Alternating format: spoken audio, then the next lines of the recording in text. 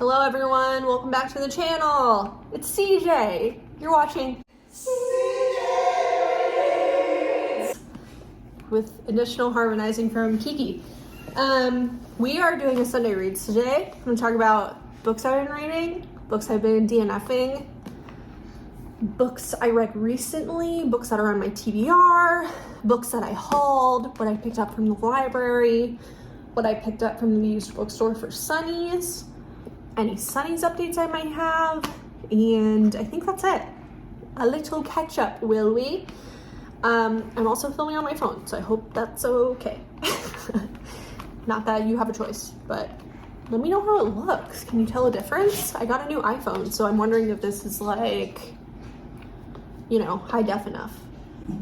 So as far as what I've been reading recently, I read New Animal by Ella Baxter for the Sunnies book club, which I feel redacted about. I'm not going to go into depth on that, but I do have a upcoming live stream August 5th, I believe, with Jalen. We're going to talk about the book more in depth and our thoughts on it.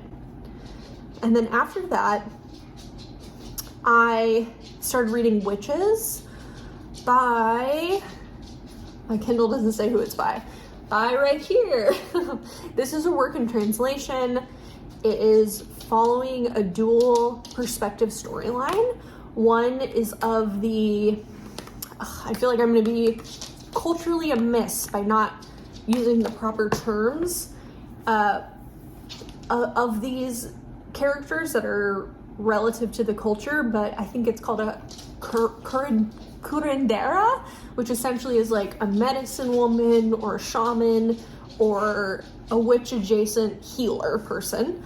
And her perspective is kind of told and conveyed through oral history. This book in general seems to be playing a lot with the idea of oral history and how stories get passed down, how narratives that form communities get passed down.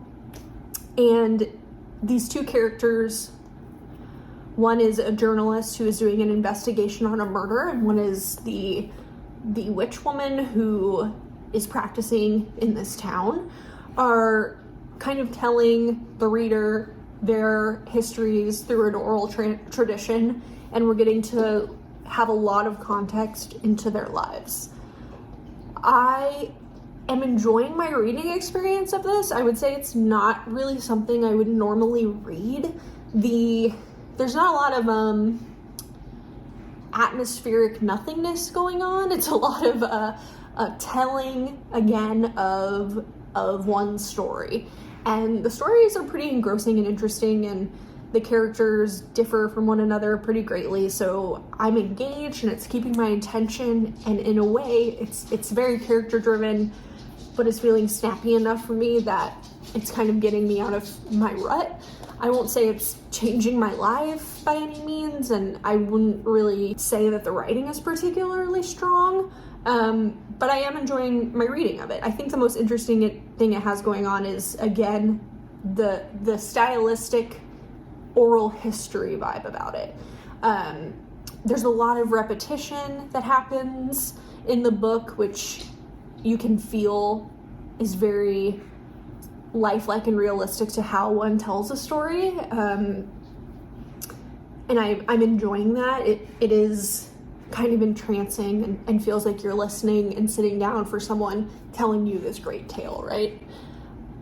Interesting. You know, the modern part is set in Mexico City, and I'm liking learning about some of the indigenous medicine culture going on in a fiction kind of way. So I think the author's name is Brenda Lozano, now that I'm remembering it. I think she has a book called Loop, which was also really widely read, and I might read that.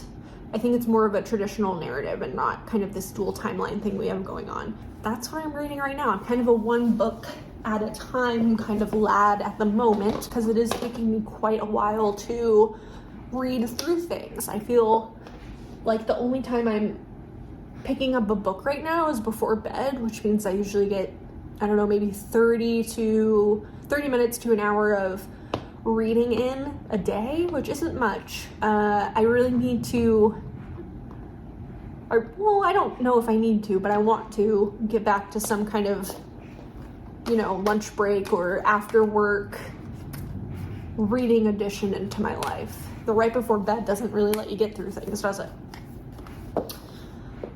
Maybe we'll talk about some books I picked up from the library, shall we? I'm really enjoying the library in Yuma. It's a pretty small town and has such a fantastic library, I'm finding. I didn't use the library a ton in Yuma because the branch near my house was terrible. It had a really poor selection. It had absolutely no vibes. It was needing to be remodeled greatly, and it just wasn't part of my routine there. And also in Portland, because it has such a wide and active library patronship. I think there's a statistic that it's, the most widely circulated library in the United States. A lot of people use the library system there. That means books have incredibly long wait lists, both digitally and in person. So that's, not super in line with what a mood reader I am and what I'm topically wanting to pick up in the moment and go browse. So I'm loving the Yuma Library. It has an incredible selection. I've requested a couple of books get picked up and added to the collection, and someone emails you right away and they're like, hey, I bought the book you wanted, it'll be in our collection on this date. So that is so cool. I've talked about this on the channel a little bit before, but I wasn't a huge library user at all growing up because we traveled so much. My parents bought me books instead, which is very cool and nice of them and a privilege. But CJ as a library user is very much so an adulthood thing, and they're just miraculous to me. Very cool that you can just pick up books and read for free. So, the first book I got was Rachel Kushner, The Hard Crowd, which is a collection of essays. I have read The Mars Room by Rachel Kushner, and I actually DNF'd it. I read it while we were on our honeymoon road trip, so it wasn't a super ideal time for me to be reading anything, and I think if I revisited it, I would have a greater attention span for it now, but it wasn't what I wanted in the moment. Why am I picking this up, you may ask? So I actually was listening to Rebecca from Rebecca Eats Books 4K Q&A, and she mentioned a podcast that she listens to, which I'll link down below, where this literary dude basically interviews authors, people in media, people in the literary circle, and friends of his about books. And the style of the podcast itself is super conversational and not very scripted at all. It's really fun. It's oh, what are you reading? And then it kind of just spirals down and the conversation moves really organically. But he interviewed Rachel Kushner, and I really liked listening to the interview and their conversation. She seems incredibly well read, and she makes a lot of connections to other, literary giants and movements in her own life in this, and I really like that kind of connected narrative storytelling. It kind of gave me a little bit of Rebecca Solnit, but maybe a punk Rebecca Solnit. So I'm excited to dig into this, and I have a 30-day hold on it, so I can take my time and dip in when I want to. That's The Hard Crowd. And then I got another book of essays, which is The Book of Delights by Ross Gay. I picked this up because Iggy from Literary Iggy has been raving about it, and she said it's kind of a balmy, optimistic, heartwarming collection of essays that makes you look at the world a little bit more tenderly, which sounds great. I think that is really hard to do without being too saccharine or annoying or whiny, so I want to try it out. Yeah, let me read the blurb to you. In the Book of Delights, is he limping? No. In the Book of Delights, one of today's most original literary voices offers up a genre-defying volume of lyric essays written over one tumultuous year. The first nonfiction book from Ross Gay is a record of the small joys we often overlook in our busy lives. So I think this is like philosophical, but maybe rooted in the everyday. They're really short, so I'm hoping I can just like flick through these kind of diary entry vibes. It's just his musings on things he's delighted by. Might be my vibe, I might hate it, I don't know. I'm gonna see. And then my final book I got in my little library haul is All My Puny Sorrows by Miriam Toews. I read Woman Talking, and that's another book I DNF'd. So you can't say my heart is not open to new experiences and trying new things in this library haul, okay? This just sounds like a book with a plot and some character development, and I hope the writing is good. And to get me out of my weird little reading slump, that is what I'm looking for. I was considering this and Fight Night, but this one sounded more appealing to me because Fight Night has a child narrator, and that's not necessarily my favorite thing. So, sisterhood, Mennonite childhoods, a family curse, a suicide attempt. So there's some mental health stuff going on in here. I am interested in trying this. Please let me know if you've read it and if you think I would like it, more importantly, because the last thing I want is to do another read that'll leave me in a slump. And my total price of this checkout was $65.95. I almost actually bought the Book of Delights at Barnes & Noble, and I had anxiety about buying a book full price. That is what library readership has done to me.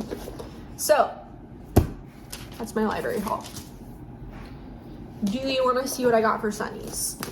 So, in the library, they had a library bookstore, which I've seen in some libraries before. And they had a few books that actually sounded good and I wanted to pick up for the Sunnies truck. First up is Beloved by Toni Morrison. I pick up every used Toni Morrison I see. I think they're kind of, they're a classic.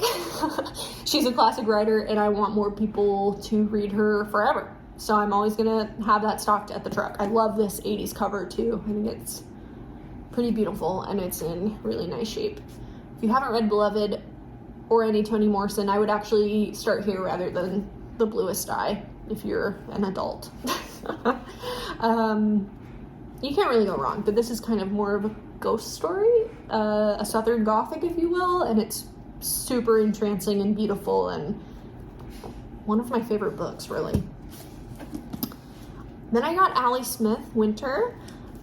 CJ, you don't like Allie Smith. Very true, but we're not buying just for me, are we? The literary girlies love her. She will be on the truck. Then, lastly at the library, I got In the Distance by Hernan Diaz. He just came out with a new book called, I don't remember, it's the one about money, and Jalen really liked it, and I can't remember what it is. But I got all of these library books, you guys, for $3. So that's very cool. Yeah, this was $1. That's wild.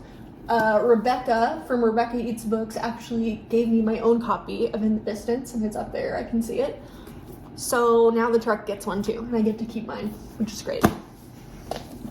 And then I got 2 books from the thrift store, and the first is Sundial by Katrina Ward. This is actually the UK cover, not to brag. Don't know how it ended up in Yuma, Arizona, but someone has taste out there. And the American cover is actually so genuinely hideous, it put me off this book. But I know Jalen read this, Hannah read this, I think Grace read this too. It's kind of a thriller, dystopian, dark thing as a novel set in a desert landscape.